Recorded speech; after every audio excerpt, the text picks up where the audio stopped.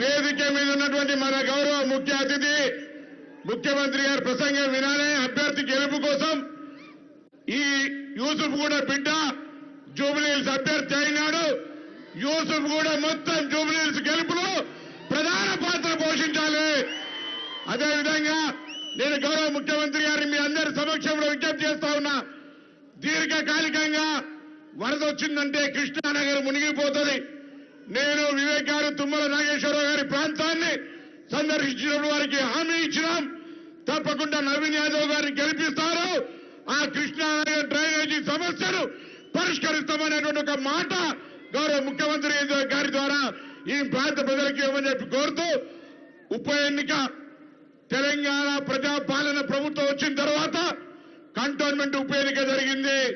అక్కడ ప్రజలు చైతన్యవంతులై కాంగ్రెస్ పార్టీ అభ్యర్థిని గెలిపించుకొని ఈరోజు అభివృద్ధి చేసుకుంటా ఉన్నారు.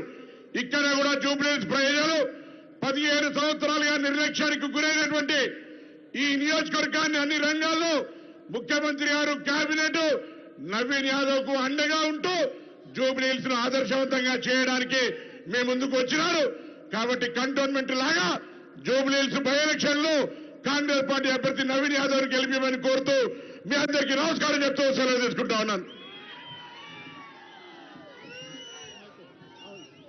ఇప్పుడు పెద్దలు మంత్రివర్యులు ఉత్తమ్ కుమార్ రెడ్డి అన్న గారిని మాట్లాడవలసిన కోరుతున్నాను.